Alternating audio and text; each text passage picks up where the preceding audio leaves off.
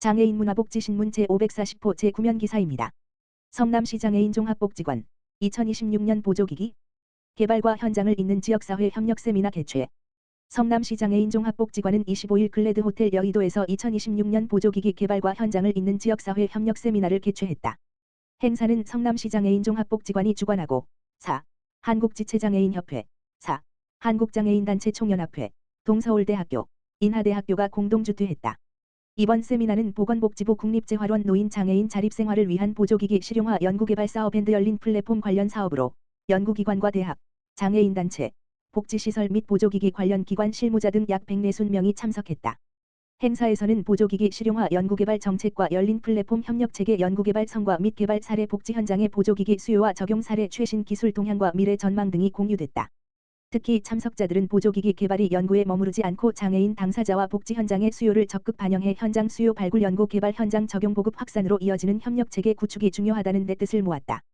성남시 장애인 종합복지관은 이번 세미나를 계기로 연구기관 대학 산업계 장애인단체 복지 현장 간 협력 네트워크를 강화하고 장애인과 노인의 자립생활을 지원하는 보조기기가 실제 현장에 보다 효과적으로 적용될 수 있도록 지속적인 협력을 이어갈 계획이다. 수원특례시의회 제9회 다담 사진전 찾아 발달장애 작가들의 도전 응원. 수원특례시의회 의장 김미경 은 19일 복합문화공간 111cm에서 열린 제9회 다담 사진전 달콤 향긋한 기록 개회식에 참석해 전시 개최를 축하하고 참여 작가들을 격려했다. 이날 김민양 의원, 더불어민주당, 정자 123동 도 함께 참석해 작가들의 작품을 관람하고 전시 개최를 축하했다. 수원시 정자동 장애인 주간 이용시설이 참여한 이번 전시에는 발달장애 작가들이 디저트를 소재로 직접 촬영하고 AI를 활용해 각자의 개성을 더한 작품 21점이 선보였다. 특히 이번 다담 사진전은 수원 방문의 해를 맞아 2026 수원문화재단 111cm 기획 전시 허무는 날의 하나로 마련돼 작가들의 작품을 보다 많은 시민에게 선보이는 기회가 됐다. 김미경 의장은 작가들의 시선과 상상력이 담긴 작품을 통해 익숙한 일상의 소재도 새롭게 바라볼 수 있는 전시라며 이번 사진전이 작가들에게는 자신의 개성과 재능을 펼치는 기회가 되고 시민들에게는 작품을 통해 서로의 생각과 감성을 나누는 시간이 되길 바란다고 말했다. 이어 정자동 장애인 주간 이용시설의 의미 있는 활동이 앞으로도 꾸준히 이어지기를 바란다며 작가 여러분의 새로운 도전과 창작 활동에 수원특례시의회도 관심을 갖고 함께하겠다고 밝혔다. 안극수 성남시의원 상대원동 위치 5개 장애인복지관 관계자와 합동간담회 개최. 안극수 성남시의원 성남동 상대원 123 하대원동 도촌동 은 18일 오후 5시 지역구인 성남시 상대원동에 위치한 5개 장애인복지관 관계자들과 합동간담회를 갖고 장애인복지 현장의 애로사항과 향후 개선 방안을 논의했다. 이날 간담회에서는 성남시 관내 장애인 보호작업장과 한가람, 한우리 장애인 단기보호센터 등 5개 시설 운영 현황과 정책 지원 방안이 제시됐다.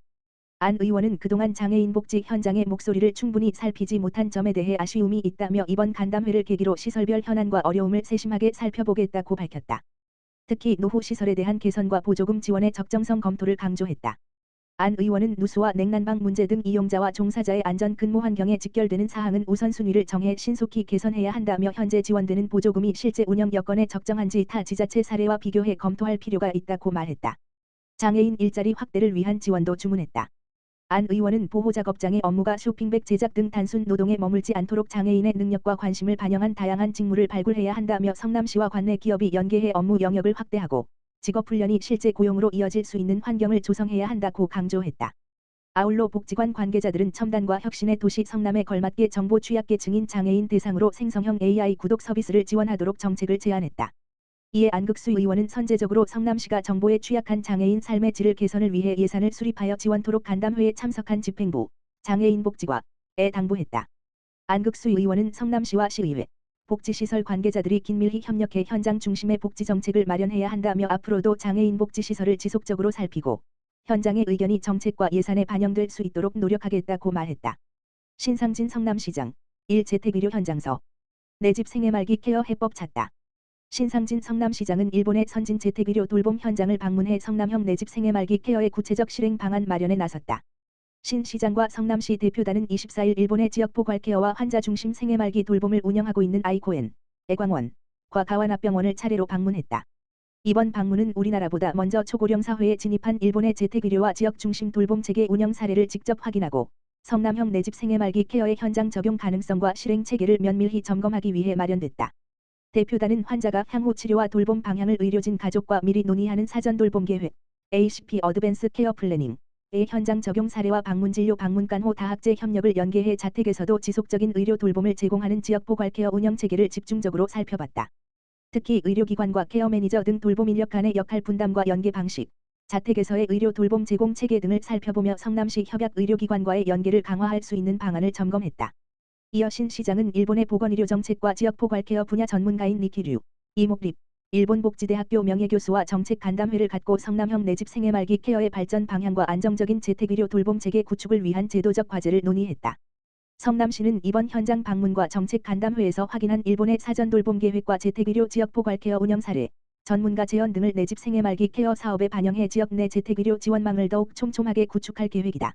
아울러 시민이 원하는 경우 익숙한 집에서 삶을 마무리할 수 있도록 자택 임종 과정에서 발생하는 절차적 제도적 어려움을 개선하고 재택의료가 안정적으로 운영될 수 있도록 관련 절차 개선과 건강보험 수가 반영 등 필요한 제도 개선 사항을 검토해 중앙정부에 건의할 방침이다.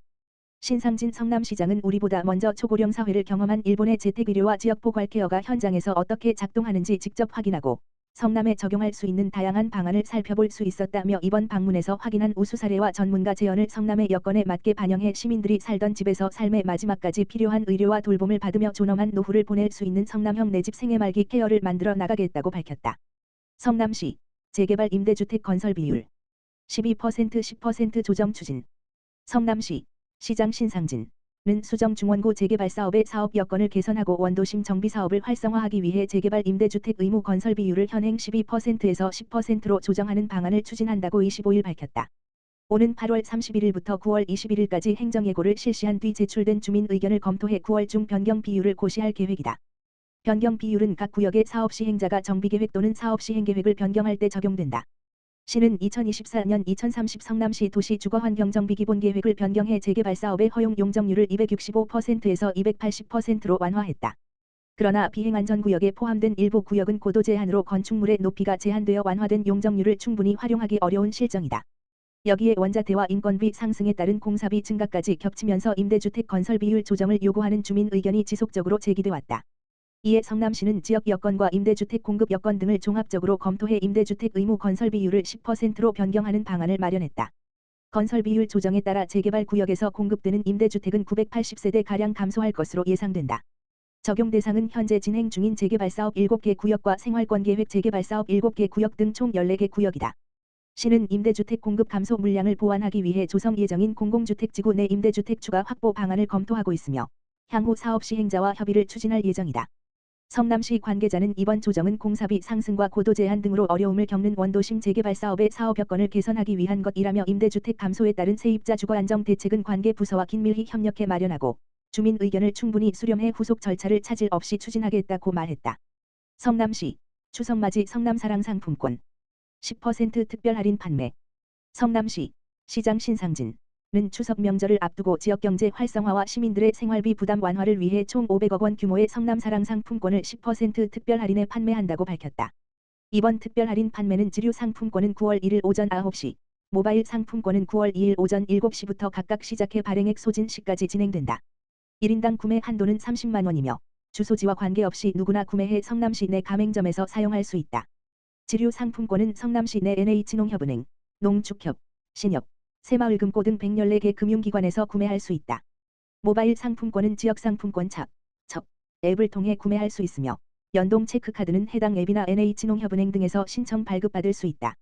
성남시는 시민들의 생활비 부담을 덜고 지역 내 소비를 촉진하기 위해 올해 3월부터 성남사랑 상품권의 평상시 할인율을 기존 6%에서 8%로 상향해 운영하고 있다. 구매 한도는 월 30만 원으로 명절 특별 할인 기간 외에도 시민들이 지속적으로 할인 혜택을 누릴 수 있도록 하고 있다. 신상진 성남시장은 이번 10% 특별 할인이 추석을 앞둔 시민들의 가계 부담을 덜고 지역 소상공인의 매출 증대에도 실질적인 도움이 되기를 바란다며 앞으로도 시민 생활에 힘이 되고 지역 경제에 활력을 불어넣을 수 있는 다양한 정책을 지속적으로 추진해 나가겠다고 말했다.